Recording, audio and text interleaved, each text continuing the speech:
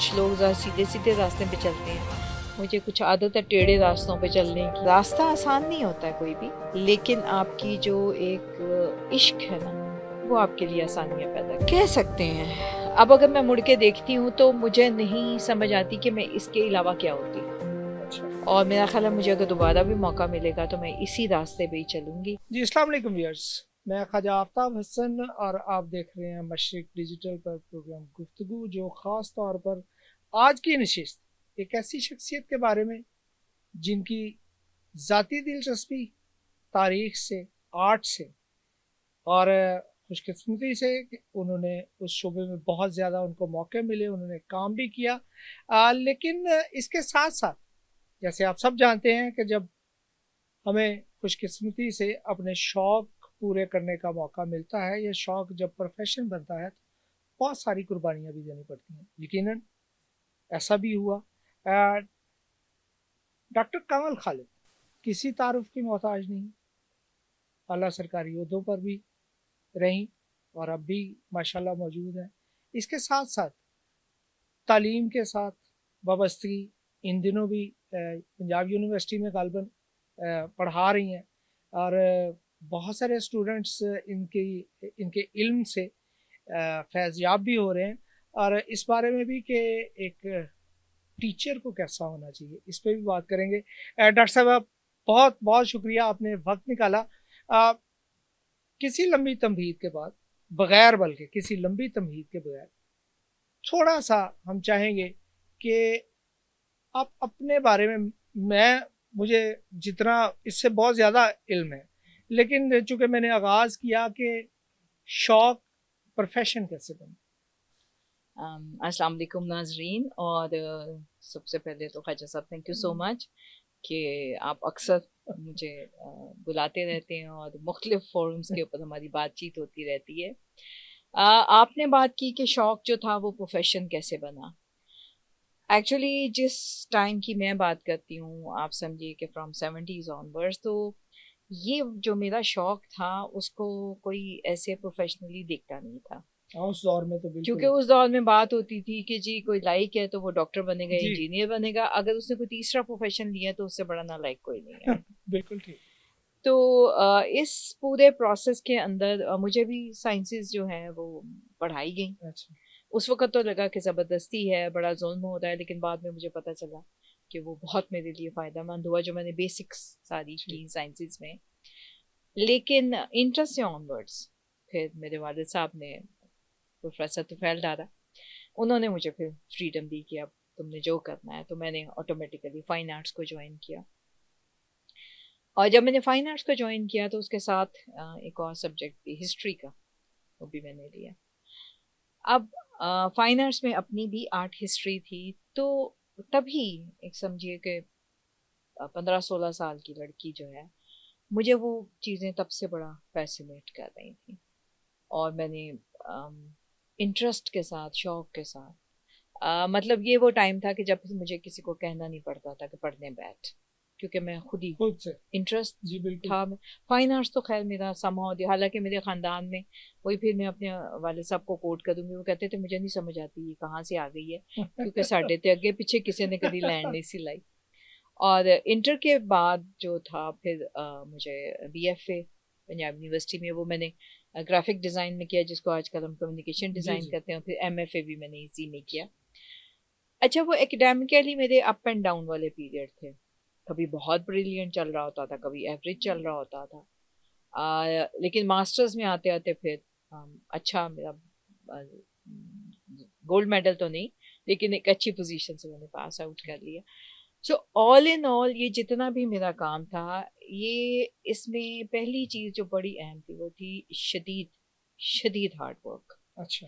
क्योंकि ये आर्ट के प्रोफेशंस, उस दौर में सबका ख्याल था कि कुछ नहीं करता जी, फाइन आर्ट करता है, लेकिन हम लोग जो टेक्निकली काम कर रहे होते थे, that was very energy consuming, और इतनी हमें मेहनत करनी पड़ती थी कि बहुत मरतबा यही होता था कि मैं सुबह 4 बजे तक काम कर रही होती थी और फिर हम लोग 7 बजे मैं यूनिवर्सिटी चली जाया करती थी, तो वो नामुमकिन बात थी कि मेरे से कोई ज़बरदस्ती करवाता। एक तो मेहनत, दूसरा इसमें जो क्रिएटिविटी का एलिमेंट था, जी। यहाँ मैं थोड़ा सा मानती हूँ कि ये कुछ खुदा दाद होता है, ठीक। तो कुछ खुदा की तरफ से मेरे अंदर था। हाँ, ये है कि इंस्टीट्यूशंस ने उसको फिर पॉलिश किया, जी, उसको जी। फाइन ट्यून किया। और ये सारी चीज़ें मिला के अगर मैंने जब अपनी डिग्री ली है और उस डिग्री के अंदर फिर होता था कि कुछ लोग ज़रा सीधे सीधे रास्ते पे चलते हैं, मुझे कुछ आदत है टेढ़े रास्तों पे चलने अच्छा। की। तो वो मैं काफ़ी डिफ़िकल्ट मैंने अपने ठीक। प्रोजेक्ट्स लिए और काम जितना भी मैंने किया वो मेन स्ट्रीम से हट के था। तो ये सब कुछ करते कराते मुश्किल रास्ते आपको मुश्किलात तो बहुत देते हैं, लेकिन आपको सिखा के बहुत जाते हैं। तो ये मेरा जो एकेडमिक कैरियर था ओवरऑल बड़ा टफ था, डिफिकल्ट था, लेकिन मैंने उसमें बहुत कुछ सीखा। और सीखने के बाद वो मेरी कुछ कहते हैं ना जिंदगी का हिस्सा बन गया। ठीक। और वह जिंदगी का ऐसा हिस्सा बना कि जो मैंने सोचा, जो मैंने चाहा, फिर बीच में चॉइसेस आई, लेकिन मैं इसको छोड़ नहीं सकी। और फिर इसी को एज अ प्रोफेशन मैंने फिर कंटिन्यू किया। रास्ता आसान नहीं होता है कोई भी, लेकिन आपकी जो एक इश्क है ना, वो आपके लिए आसानियां पैदा कर देता है। आपको आर्ट से कह सकते हैं।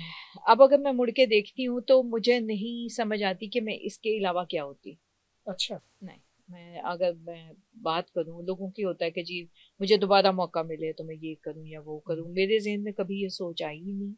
और मेरा ख्याल है मुझे अगर दोबारा भी मौका मिलेगा तो मैं इसी रास्ते पे ही चलूंगी। और जो मैंने इस रास्ते पे चलते हुए अल्लाह ताला की तरफ से और फिर मेरी मेहनत के बाद जो मुझे मिला है, वो एक इतना बड़ा खजाना है। और अब वो खजाना इतना है कि मैं शायद मरते दम तक बांटती रहूं तो खत्म नहीं होगा। अच्छा, डॉक्टर साहब, यकीनन ये बहुत बड़ी अचीवमेंट होती है कि जब आप अपनी ख्वाहिशात के मुताबिक जी। स्ट्रगल भी कर रहे होते हैं, लेकिन आप मुतमईन होते हैं। हाँ। इत्मीनान बहुत बड़ी बात है।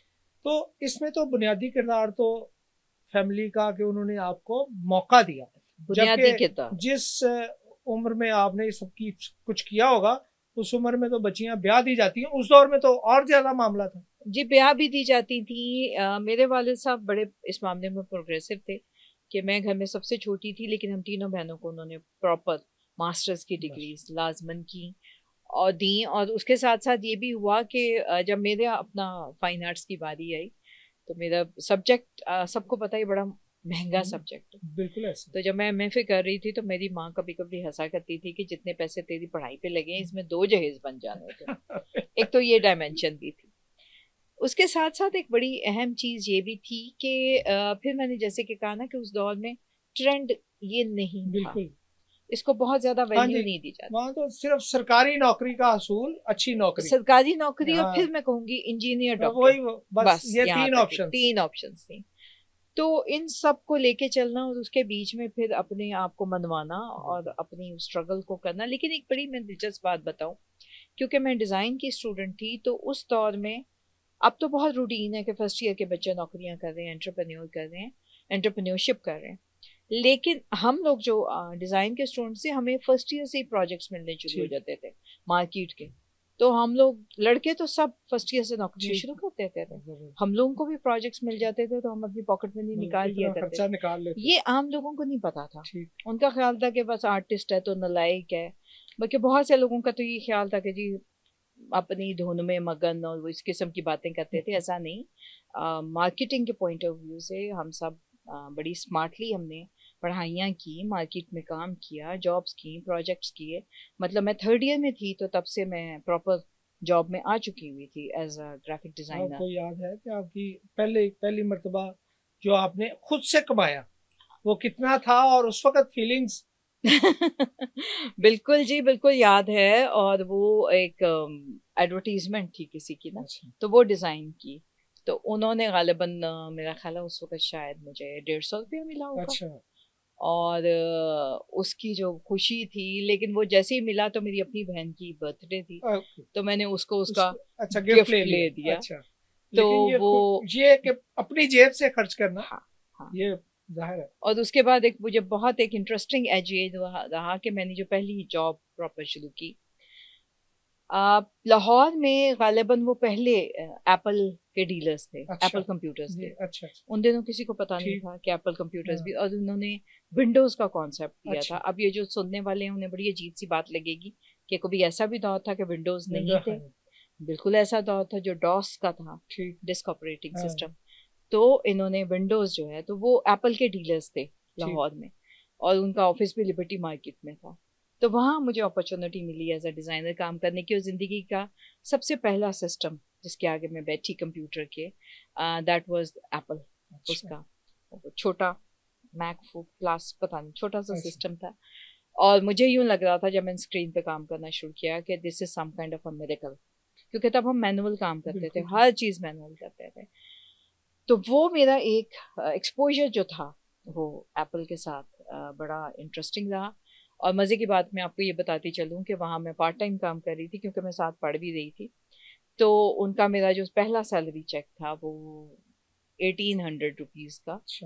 और ये वो दौर हैं, लोग अब मुझे देख के कहेंगे ये कितनी कदीम है, मैं इतनी कदीम नहीं हूँ, लेकिन ये हकीकत है कि उस वक्त गोल्ड जो है वो आई थिंक 4,500 रुपये तोला था सिर्फ। और अब 4.5 लाख है इस वक्त जी 4.5 लाख, बल्कि नहीं जी परसों गई थी ज्वेलर पे, उसने कहा जी 475 हो गया। तो उस वक्त आई गॉट दिस सैलरी, और वो जो सैलरी थी, बल्कि जब मैंने सैलरी के लिए अकाउंट खुलवाया तो मैं अभी अंडर एज थी, तो वो भाई के साथ जॉइंट खुलवाया। अच्छा। कि वो फिर मेरी आई, लेकिन getting this kind of money at this early age, and that was only because of my education and my training in graphic designing, so that paid off at a very early age. अच्छा, art के साथ साथ आपकी बहुत गहरी वाबस्तगी तारीख के साथ जी, वो बल्कि आपको अगर कहा जाए कि उस पे तो आपकी इतनी महारत है कि आपने एक लंबी सीरीज की थी प्रोग्राम में जी। बिल्कुल बिल्कुल बिल्कुल। तो वो यकीनन वो तजुर्बा भी आपको याद भी होगा, तो वो रहा कैसा तजुर्बा? पहले तो मैं ये बताती चलूँ कि मैं बिल्कुल मार्केटिंग और एडवर्टाइजिंग का बंदा थी, उसी में मेरा था। लेकिन कुछ हालात ऐसे हुए कि मैं टीचिंग की तरफ आई, और टीचिंग की तरफ लाने में भी मेरे वालिद साहब का बहुत हाथ है। मैं बिल्कुल इंटरेस्टेड नहीं थी, लेकिन अब मैं बड़ी शुक्रगुजार हूँ उनकी कि वो मुझे कैसे, शायद माँ बाप को वो चीज़ें दिखाई दे जाती हैं जो हमें तब नजर नहीं आ रही होती। जैसे मुझे अब आपको आती है अपनी औलाद के वाले? हाँ, लगता है कि माँ बाप ठीक थे। हाँ। बच्चे क्या समझते हैं? बच्चों का हम खुद समझ रहे होते, दो तरीके हुए थे तब। जब वालिदैन कुछ समझते थे तो वो उसको एक्सप्लेन नहीं करते थे, वो बस कहते थे ये करना है, रोब वाला मामला था, और हम शायद पूछते भी नहीं थे इतना। अब में सिर्फ ये फर्क है कि अब जब मैं माशाल्लाह 4 बच्चों को अपने मैंने बड़ा किया है, वो अब प्रोफेशंस में है चारों, तो आप यकीन कीजिए कि मुझे 4th 5th से ही दिखाई दे दिया था कि इन्होंने किस साइड पे जाना है। तो उसको पेश नज़र रखते हुए अब मैंने और मेरे हस्बैंड दोनों ने, हमने उनको उस तरफ इनकरेज किया। जैसे मेरी बड़ी बेटी को स्टोरी टेलिंग और बहुत शौक था, तो हमारे साथ उसको इंग्लिश लिटरेचर लिंग्विस्टिक्स की तरफ गई। दूसरी जो थी वो बड़ी अच्छी थी अपने हाथ में ना, अब वो टेक्सटाइल डिज़ाइनर है। बड़ा बेटा जो है उसका भी डिज़ाइन का क्रेज़ था, अब वो माशाल्लाह मार्केटिंग, डिजिटल मार्केटिंग में he is doing very well. और आखिरी बच्चा जो है इज इनटू कंप्यूटर साइंसेस ना। जी डॉक्टर साहब, बिल्कुल इसी से जुड़ी हुई एक और बात है, लेकिन व्यूअर्स, डॉक्टर कमल खालिद साहिबा से गुफ्तगू का सिलसिला बड़ा ज़बरदस्त जा रहा है। इन्होंने अपने काम के हवाले से, अपने काम से मोहब्बत के हवाले से बड़ी ज़बरदस्त गुफ्तगू की। यहाँ पे हम इस प्रोग्राम को ख़त्म करेंगे और गुफ्तगू का सिलसिला जारी रहेगा। जो अगले प्रोग्राम में इससे ज़्यादा गुफ्तगू सुनने को मिलेगी, इससे ज़्यादा तारीख आपके सामने खुल के बयान की जाएगी। जुड़े रहिए मशरिक डिजिटल।